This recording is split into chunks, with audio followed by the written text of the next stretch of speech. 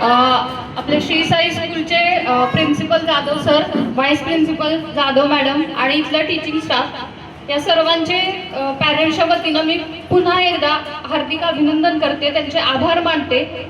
मी इथं माझ्या विद्यार्थ्याला ॲडमिशन घेण्यासाठी प्ले ग्रुपसाठी आलेले, कारण माझ्या विद्यार्थ्याला 3 वर्ष पण कंप्लीट नव्हतं.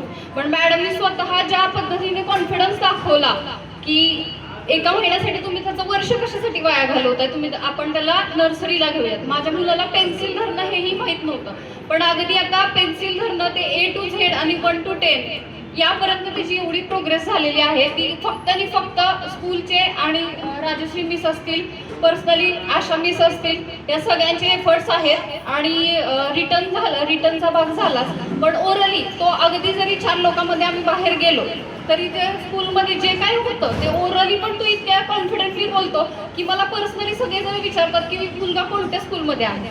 म्हणजे हे स्कूलचं फीडबॅक त्यांच्याकडून पण मिळतं. हे स्कूलचं हे आहे.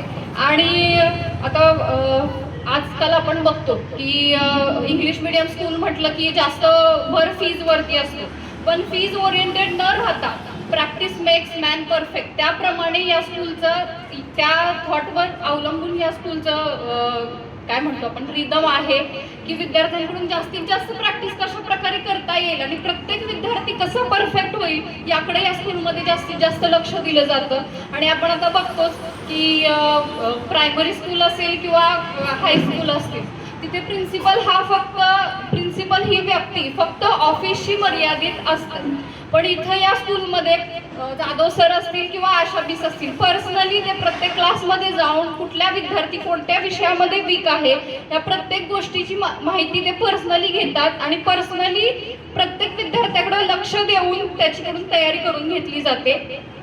आणि मला नाही वाटत की आपल्या साताऱ्यामध्ये one of the best Shri Sai school आहे असं म्हणायला त्यात काही वावगं नाहीये. त्याच्यामुळे मी पुन्हा एकदा सगळं जाधव सर, जाधव मॅडम आणि पूर्ण स्टाफचं पुन्हा एकदा आभार मानते.